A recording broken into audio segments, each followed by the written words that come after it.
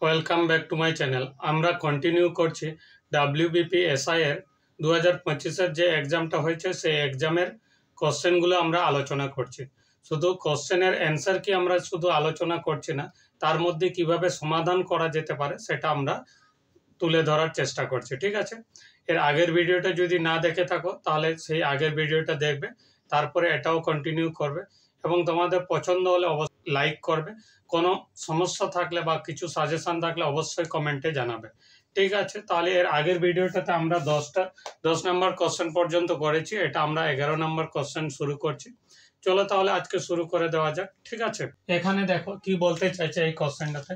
এখানে বলছে যদি প্লাস হয় গুণ, মাইনাস হয় ভাগ, গুণ হয় যোগ এবং ভাগ হয় বিয়োগ, তবে নিচের কোন সমীকরণটি সঠিক হবে। অর্থাৎ এখানের এই সমস্যার ক্ষেত্রে কোনো কিন্তু শর্ট ট্রিক কিন্তু কোনো অ্যাপ্লাই করার কোনো জায়গা নেই। এখানে আমাদেরকে প্রত্যেকটাই অপশানে চেক করে দেখতে হবে কোনটাতে সঠিকভাবে মিলছে। এবার দেখো এখানে বলে দেওয়া হচ্ছে কত যোগটা হচ্ছে গুণ গুণ এবং কত বিয়োগ হচ্ছে কত ভাগ। এবার গুণ হচ্ছে যোগ এবং ভাগ হচ্ছে বিয়োগ, এটা তাই না। এখানে তাহলে আমরা প্রত্যেকটা লিখি। ভাগ হচ্ছে কত, ভাগ হচ্ছে বিয়োগ, বিয়োগ হচ্ছে কত ভাগ 4 এবং গুণ হচ্ছে কত, গুণ হচ্ছে আমাদের কত প্লাস আছে +5 আর প্লাস হচ্ছে আমাদের গুণ 4। তাহলে এই জায়গায় দেখো প্রথমে আমাকে একটা ভাগ করতে হবে। তাহলে এই অংশটাতে করলে কত হবে 12 মাইনাস 5/4 ইন্টু কত 5। এই অংশটা যদি আমরা দেখি তাহলে এখন দেখো এইখান থেকে কাটার কিছু উপায় নেই। তাহলে এখান থেকে আমরা দেখতেই পাচ্ছি একটা জটিল সমস্যা তৈরি হয়ে যাচ্ছে এখান থেকে, তাই না। তো এটা আমরা হবে না, এটা স্বাভাবিক ব্যাপার, এটা হবে না। এখানে কত হচ্ছে 25/4, তার মানে কত দশমিকে আসছে, তাই না। এখানে দশমিকের কোনো অপশানই নেই। তো আমরা এটাতে ট্রাই করে দেখি। তারপরেরটাতে দেখো কত আছে 12 ডিভাইড, এখানে ইন্টু আছে, ইন্টু মানে প্লাস আছে, ইন্টুর মানে কত হচ্ছে প্লাস অর্থাৎ 5, প্লাস মানে হচ্ছে ইন্টু 4, মাইনাস হচ্ছে ভাগ 5 এবং ভাগ হচ্ছে বিয়োগ 4। এবার যদি আমরা এই অংশটাতে দেখি, এই অংশটাতে কত হচ্ছে দেখো 5 ইন্টু 4 বাই কত 5, এখানে প্লাস কত আছে 12 মাইনাস কত 4। এবার দেখো 5 কেটে যাচ্ছে, তাহলে এবার কত দেখো এই জায়গাটাতে আমাকে কত করতে হবে, যোগ করতে হবে, তাই না। 12 এবং 4 যোগ করলে কত হয়ে যাচ্ছে, কত হয়ে যাচ্ছে আমাদের 16 মাইনাস 4 সমান কত হচ্ছে দেখো 16 মাইনাস 4 মানে আমাদের হয়ে যাচ্ছে 12। তো অপশন এখানে কত আছে 20, এটা তো হচ্ছেই না, তাই না। এবার এই জায়গাটাতে যদি আমরা দেখি কত হচ্ছে 12 প্লাস, প্লাস মানে আমরা কি জানি গুণ করতে হবে, প্লাস মানে কত গুণ। এবার 5 মাইনাস মানে কত, আমাদের মাইনাস হচ্ছে কত ভাগ, ভাগ করতে হবে কত 4, এখানে ভাগ করতে হবে 4কে। আমি এখানে যদি লিখেও দিই ভাগ কত 4। এবার গুণ আছে কত, আমাদের গুণ হচ্ছে যোগ 5 এবং ভাগ হচ্ছে বিয়োগ 4। এবার এই জায়গায় যদি দেখো গুণ 5/4 প্লাস কত হচ্ছে 5 মাইনাস 4, এটা। এবার দেখো এই জায়গাটাতেও যদি আমরা দেখি তাহলে কত হচ্ছে দেখো 4 3 কত 12, এখানে 3 5 কত হচ্ছে 3 5 15 আর 5 মাইনাস 4 সমান কত হচ্ছে দেখো 20 মাইনাস কত 4 সমান কত হচ্ছে 16 হচ্ছে আমাদের অপশন, তাই না। তাহলে এই অপশনটা আমাদের 16টা হচ্ছে কারেক্ট অ্যান্সার, অপশন সি হবে কারেক্ট অ্যান্সার, তাই না। তাহলে আমরা ডি পর্যন্ত একবারও চেক করার কোনো দরকার পড়বে না, তাই না। এর পরের কোশ্চেন তাহলে আমরা সলভ করব।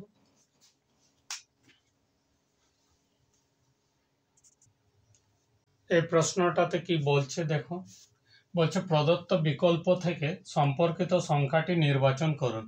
এখানে দেওয়া আছে কত 16 অর্থাৎ 16:56 সমানুপাতিকের চিহ্ন 32 সামথিং, অর্থাৎ কিছু একটা আমাদেরকে এখানে বার করতে হবে, তাই না। এখানে তাহলে কিভাবে করা যেতে পারে, যদি আমরা এটার সাথে সম্পর্ক দেখি এবং এটার সাথে সম্পর্ক দেখি তাহলে দেখো এখানে 32কে 16কে 2 দিয়ে গুণ করলে হচ্ছে। এবার 56কে যদি আমি 2 দিয়ে গুণ করি তাহলে 56 মানে কত হবে, এখানে 112, তাই না। এখানে কত হবে 112, দেখো 112 কিন্তু অপশনে আছে। এছাড়া আর কিছু করা যেতে পারে না, হলে আমরা এইভাবে করতে পারি কত 16/56 ইকুয়াল টু কত হবে 32/x।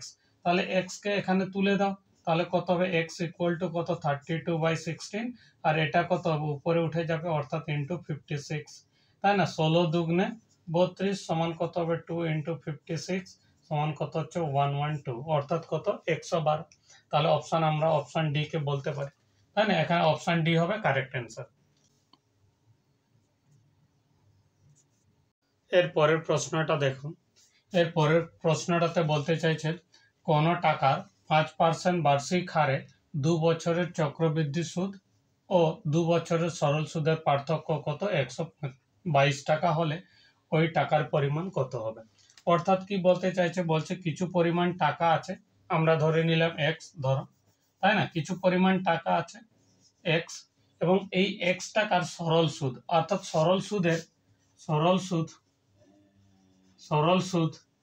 সুদের আমরা সূত্র কি জানি, পি টি আই বাই কত 100, অর্থাৎ কত এটা, তাই না? পি বলতে কত আসল, পি হচ্ছে আমাদের আসল, টি হচ্ছে আমাদের সময় এবং আই হচ্ছে কত সুদের হার, তাই না? এবং এখানে সরল সুদ এবং চক্রবৃদ্ধি সুদের সূত্র আমরা কি জানি, চক্রবৃদ্ধি সুদের হার, সুদ আসল আর কি, সুদ আসলে কত হয়, সেখানে হচ্ছে কত হচ্ছে 1 প্লাস আর বাই 100, এখানে P into to the power N, অর্থাৎ কত পি হচ্ছে আমাদের কত আসল, আর হচ্ছে কত সুদের হার, এবং এন হচ্ছে সময় কিসে আছে, বছর, এখানেও কত সময় হচ্ছে বছরে, ঠিক আছে?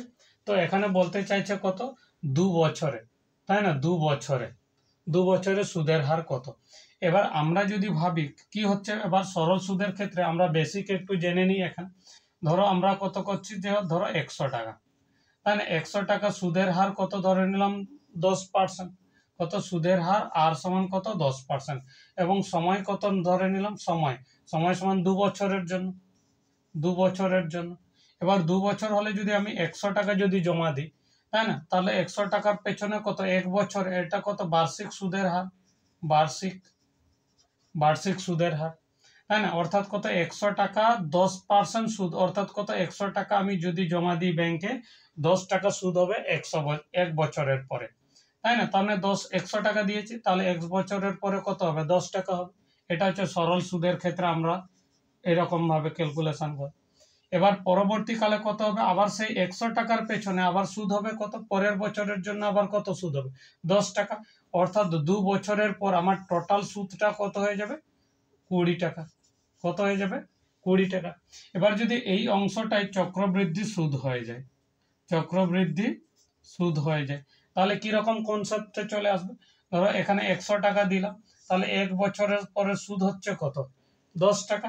এবার ওই পরের বছরের যখন প্রথমের শুরুতে তখন কত হয়ে যাবে আসল, ওই 100 টাকা যেটা জমা ছিল সেটা তো হবে, এবং প্রথম বছরের পরে যে সুদটা হয়েছে এখানে সেটাও হবে, তাই না?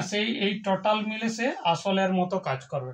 তখন কত হবে 100 টাকাতে তার সুদ হবে কত, 1 বছরের পরের বছরের জন্য সুদ হবে কত 10 টাকা, এবং 10 টাকার জন্য সুদ হবে কত 10 টাকা, অর্থাৎ কত 10-এর 10%, অর্থাৎ কত 10-এর 10%, মানে কত এটা, তাই না? 0,000 সমান কত হচ্ছে 1, অর্থাৎ কত 10 টাকাতে সুদ হবে কত 1 টাকা, তাই না? তাহলে আমি চক্রবৃদ্ধি সুদ যদি দেখি, তাহলে কত হচ্ছে যে 2 বছরের পরে টোটাল সুদ কত হয়ে যাবে 10 10 20 আর 1 21, কত হয়ে যাচ্ছে 21, অর্থাৎ 2 বছরের পর আমি তাহলে টোটাল কত টাকা পাবো, আমি জমা দিয়েছি কত টাকা 100 টাকা, এবং সুদ হয়েছে 2 বছরের শেষে কত 21 টাকা, অর্থাৎ আমার সুদ হয়ে যাবে কত 100 প্লাস 21 সমান কত হচ্ছে 121 টাকা, তাই না?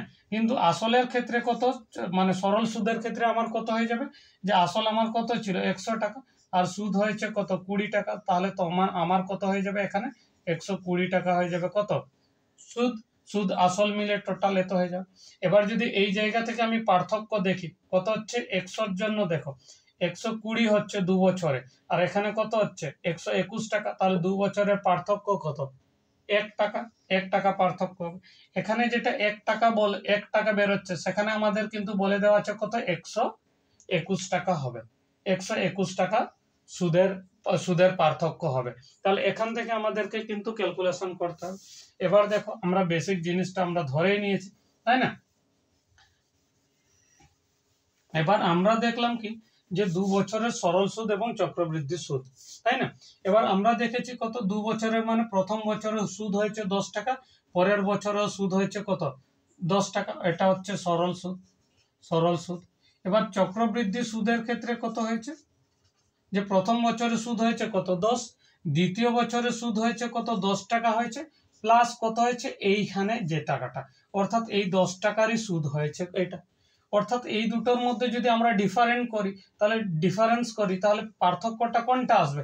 এখানে যে টাকাটা আসবে, এখানে যেমন 1 হচ্ছিল, আমাদের এই দুটো যদি 2 বছরের জন্য সরল সুদ এবং 2 বছরের জন্য চক্রবৃদ্ধি সুদ কত টাকার 100 টাকার, তাহলে পার্থক্য আমার কত দাঁড়িয়ে যাচ্ছে 1 টাকা, তাই না? এই 1 টাকাটা আসলে কত সুদেরও সুদ, তাই না? অর্থাৎ দ্বিতীয় বছরে প্রথম বছরে যে সুদটা হয়েছে সেই সুদ টাকাটা কিন্তু দ্বিতীয় বছরে সুদের সুদ যেটা আসছে সেটার জন্যই কিন্তু পার্থক্য হচ্ছে কত 122 টাকা, তাই না? তাহলে আমাদের এই জায়গায় দেওয়া আছে কত 122 টাকা।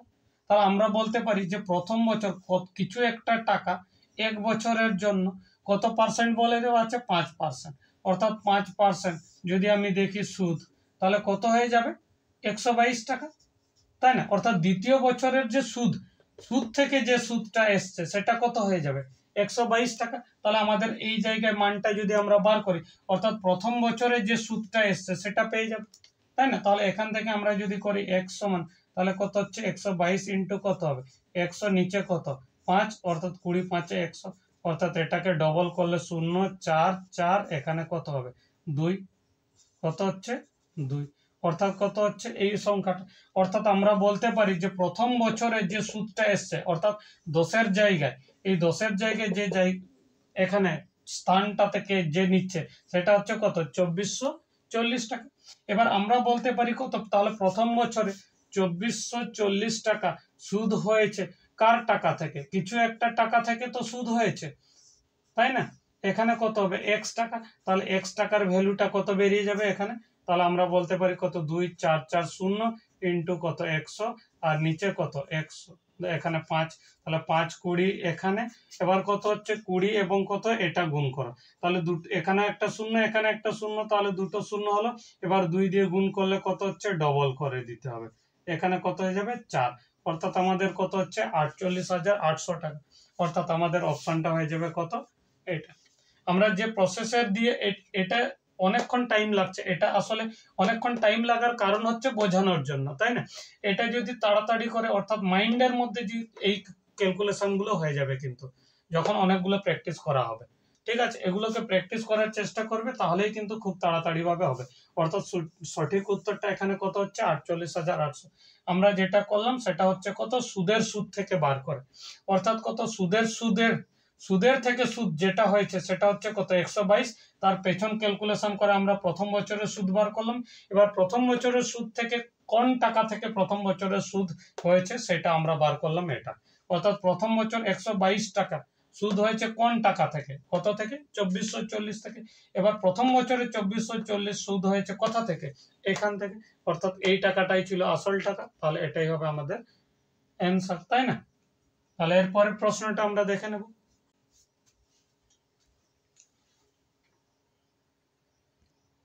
এই প্রবলেমটা কিন্তু অন্যভাবেও করা যেতে পারে, তাই না?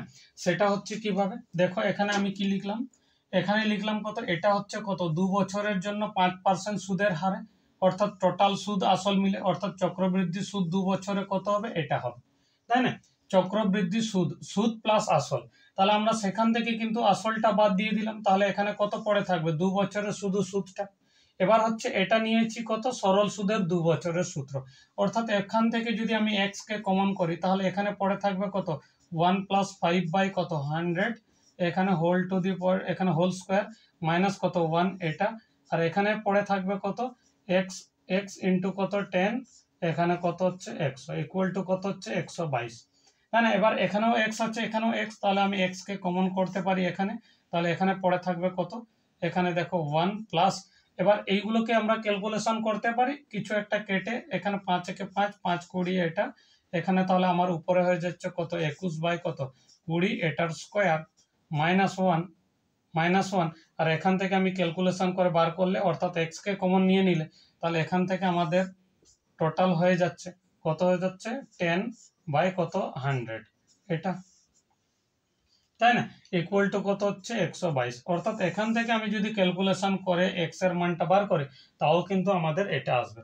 এটা ট্রাই করবে এইভাবে ক্যালকুলেশন করার পর, তাই না, এইভাবেও ক্যালকুলেশন করে একবার দেখতে পারো। ঠিক আছে, তাহলে এরপরে কোশ্চেনটা আমরা দেখে নিচ্ছি।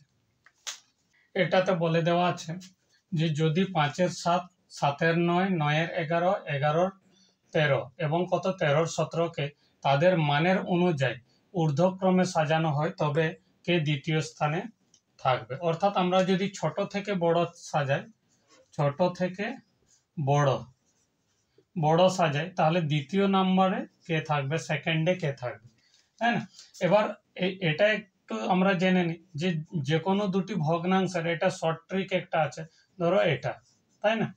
এবার এই দুটোর মধ্যে বড়কে কিভাবে করা যেতে পারে, এবার এর বড় বা ছোট আমরা কিভাবে জানি, ছোটবেলায় আমরা করেছি কত, এই দুটোকে আমরা লসাগু করতাম, তাই না, এখানে কত 3 এবং 5-কে লসাগু করতাম, তাহলে কত 3 দিয়ে যাবে, তাহলে 1, এখানে 5, পরের ক্ষেত্রে 5, তাহলে 1 1, তাহলে এই দুটোর লসাগু কত হয়ে যাচ্ছে 15।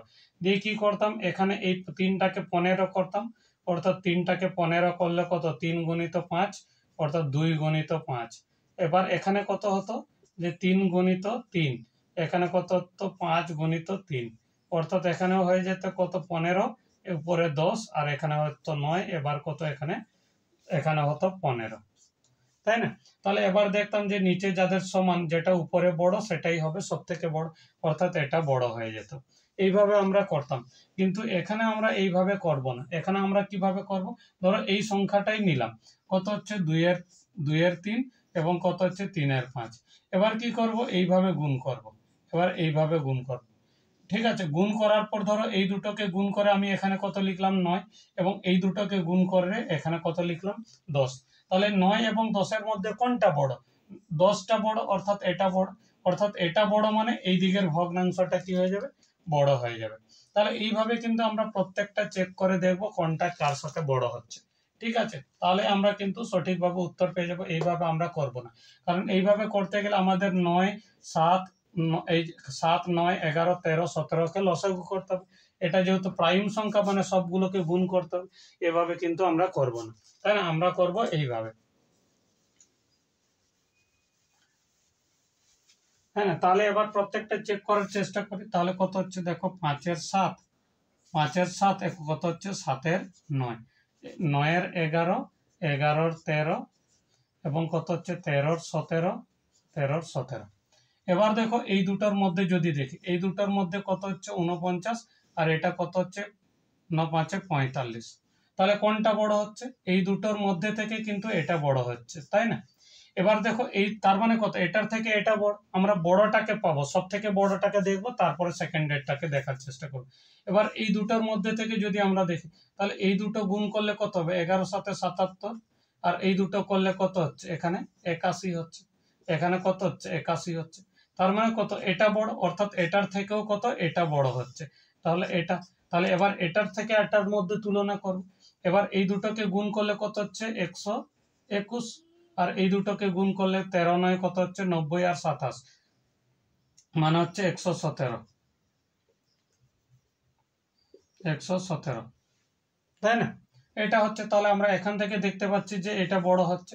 আবার এই দুটোর মধ্যে আবার আমরা চেক করব, তাই না। এবার এই দুটোর মধ্যে থেকে আবার যদি চেক করি, তার মানে আমরা পরপর দেখলাম এটা কিন্তু বড় হয়ে যাচ্ছে, তাই না, এখানে কিন্তু বড়টা পেলাম। এবার এই দুটোর মধ্যে যদি দেখি, এই দুটো এবং এখানে গুণ করি, তাহলে এই দুটোকে গুণ করলে 13 13 কত হবে 169, আর এটা 17, আর এটা গুণ করলে কত 17, এখানে 8, ও এটা, তাই না। তাহলে এই দুটোর মধ্যে থেকে আমরা কি কি দেখতে পাচ্ছি, যে এটার থেকেও কিন্তু এটা বড়, আবার এটার থেকেও কিন্তু এটা বড়। তাহলে সব থেকে বড় কোনটা হচ্ছে, এটা সব থেকে বড় হচ্ছে আমার কত 11/13, এটা হচ্ছে বড়। এবার আমাদের তাহলে কি এটার থেকে ছোট কিন্তু এটা আসছে, তাই না? এটার থেকে এটা বড়, আবার এর থেকে এ বড়, আবার এর থেকে এ বড়, তাই না? আবার এর থেকেও এ বড়, তার মানে এটা হচ্ছে সব থেকে বড়। তাহলে এই দুটোর মধ্যে কে বড়? এই দুটোর মধ্যে আমরা চেক করব এবার 9 এবং 11, এখানে কত হচ্ছে 13 এবং 17, তাই না? এবার যদি এই দুটোর মধ্যে করি এটা, তাহলে 13 এবং 17, তার মানে কত হবে? 13 এবং 11 কে গুণ করলে কত হবে? এখানে এটা হবে 143। এবার এই দুটোকে গুণ করলে এখানে কত হবে?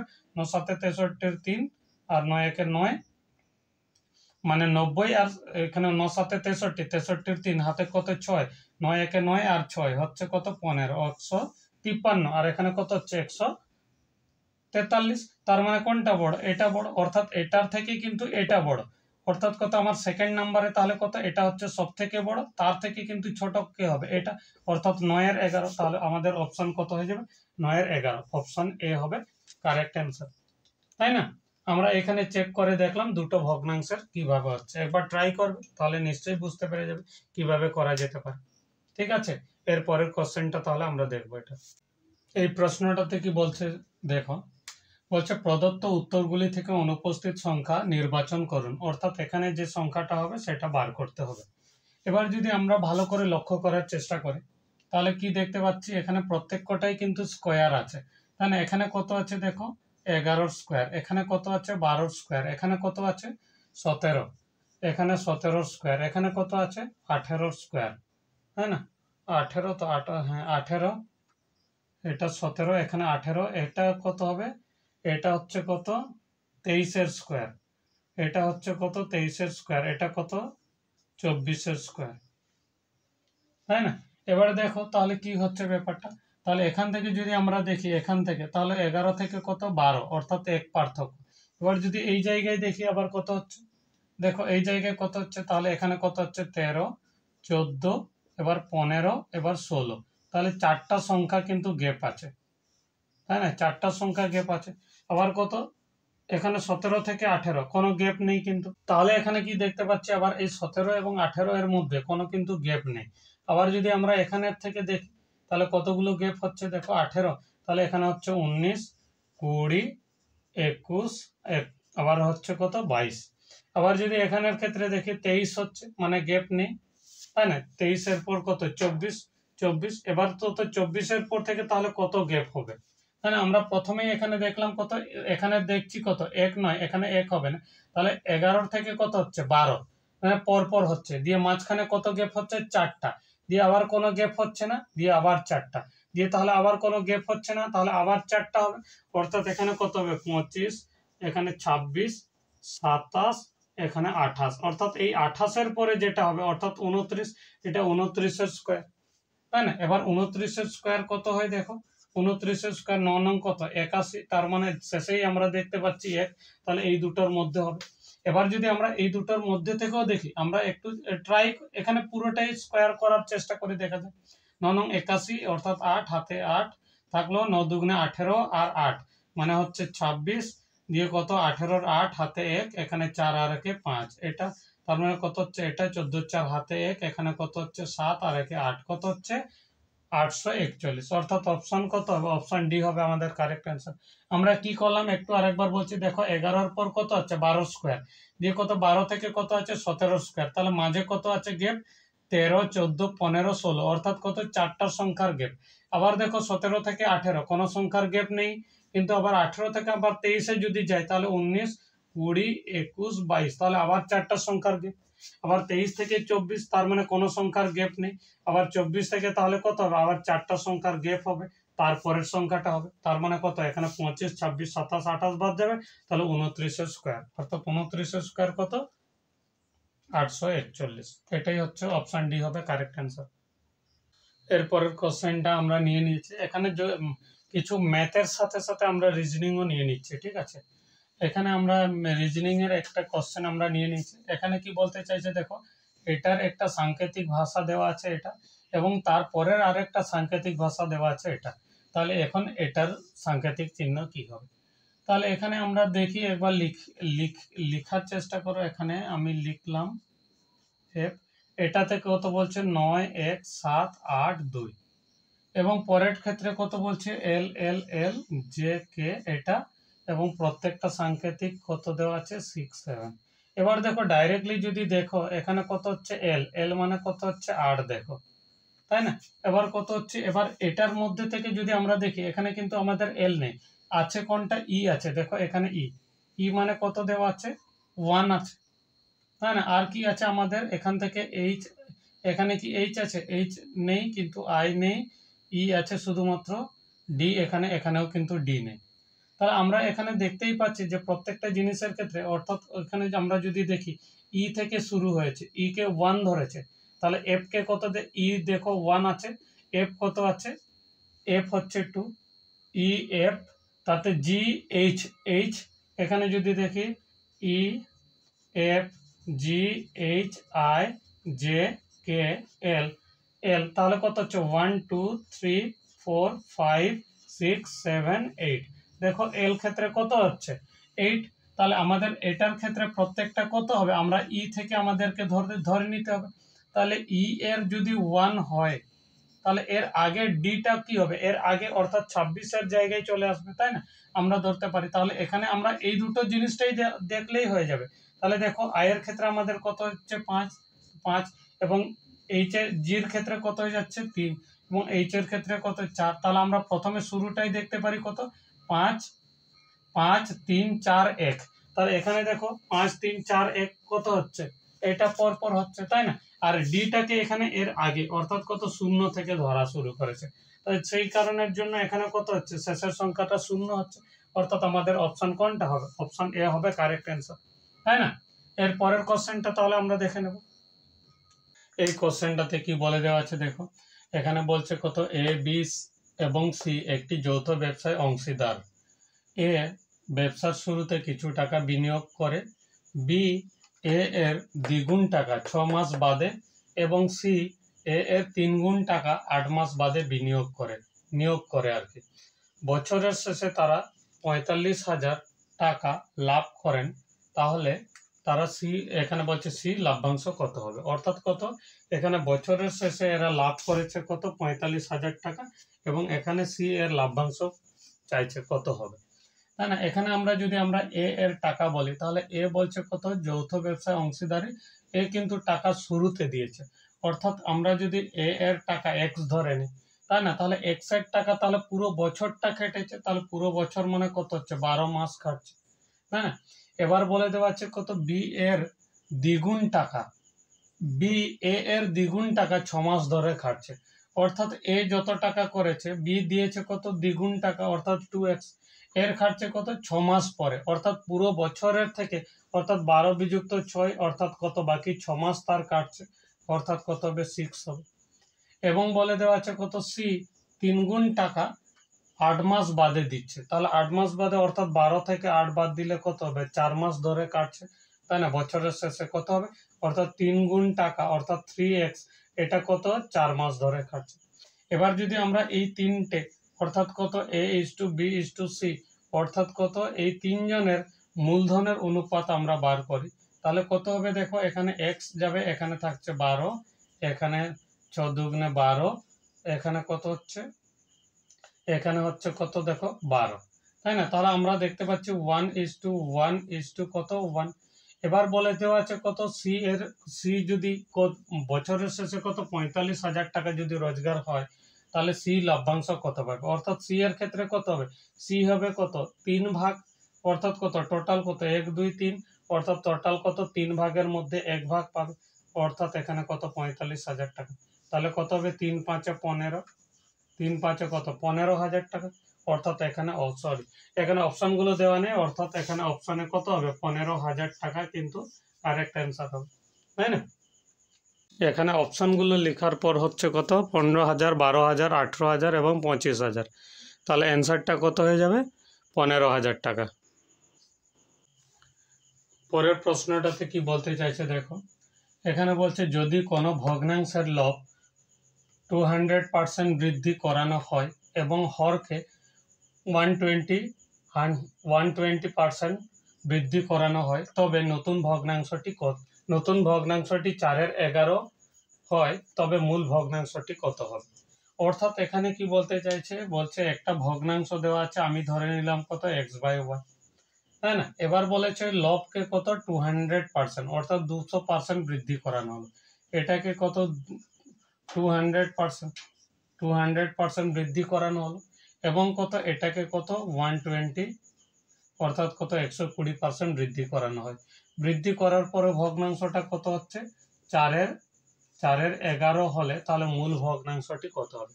অর্থাৎ দেখো এখানে যদি আমি x, এটাকে আমি বৃদ্ধি করাচ্ছি কত 200%, অর্থাৎ কত 2-এর 100। এটা আমার ছিল আগে কত x, এটাকে বাড়াচ্ছি কত 200%, তার মানে কত দ্বিগুণ বাড়ছে, অর্থাৎ কত x প্লাস কত 2x সমান কত হচ্ছে 3x। অর্থাৎ এখানে আমরা কত পাবো, অর্থাৎ আগে কত হচ্ছে, আবার এখন একবার কত এখানে যদি আমি বৃদ্ধি করি তাহলে কত হবে, এখানে এটা 200/100 এটা, তাই না, যোগ হবে, বৃদ্ধি পাচ্ছে।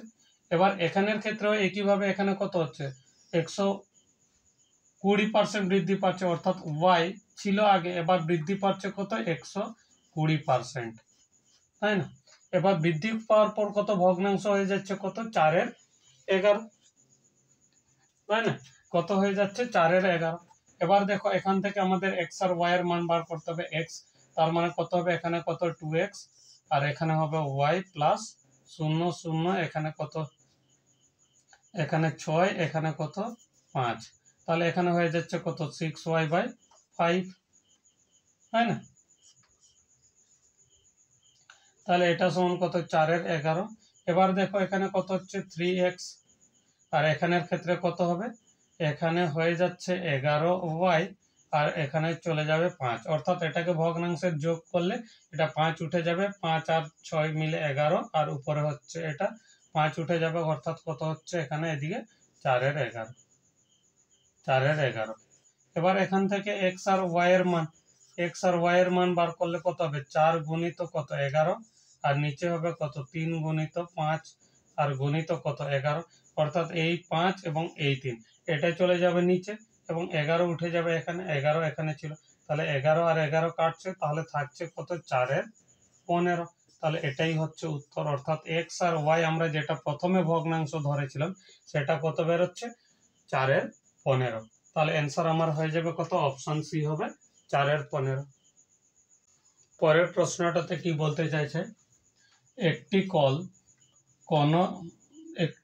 কোন জলাধারকে 30 মিনিটে খালি করে, দ্বিতীয় কলটি ওই জলাধারকে 45 মিনিটে খালি করে। যদি দুটি কল একসাথে খোলা হয় তবে কত মিনিটে জলাধারটি খালি হবে। অর্থাৎ এখানে বলছে কত একটি জলাধার, তাই না, এই জলাধার থেকে দুটো পাইপ, আউটলেট পাইপ এখানে দেওয়া আছে,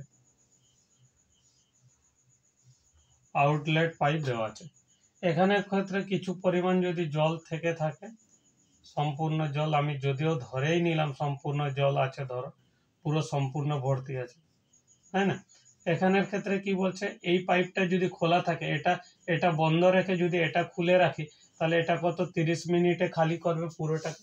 আবার যদি এই অংশটাকে বন্ধ রেখে এই অংশটা খোলা রাখি তাহলে কত মিনিটে খুলবে, এটা শেষ করে দিতে পারে 45 মিনিটে। তাহলে এটার ক্ষেত্রে কত, আমরা একটা এ ধরে নিলাম, একটা বি, তাই না। তাহলে কত বলতে পারি যে 45 মিনিটে কাজ করতে পারে কত, এক অংশ, তাই না। তাহলে এক মিনিটে কাজ করতে পারবে কত, 1/45 অংশ, 1/45 অংশ।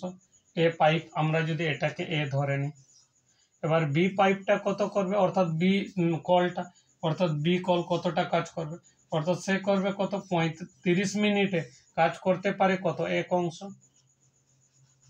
তাই না। তাহলে এখানে এক মিনিটে কাজ করতে পারবে কত, 1/30 অংশ। এবার যদি দুজনে একসাথে করে, অর্থাৎ কত এ প্লাস বি, এরা দুজনে একসাথে খোলা হচ্ছে, তাহলে একসাথে যদি 1 মিনিটে কাজ করবে, অর্থাৎ 1 মিনিটে কাজ করবে কত, এ করবে কত 1/45, এবং বি করবে কত 1/30, এত অংশ কাজ করবে, তাই না। তাহলে কত 1 মিনিটে এত অংশ কাজ করে। এবার টোটাল করে দেখি, তাহলে 45 এবং 30কে আমি যদি লসাগু করি তাহলে কত হয়ে যাবে, দেখো তাই না?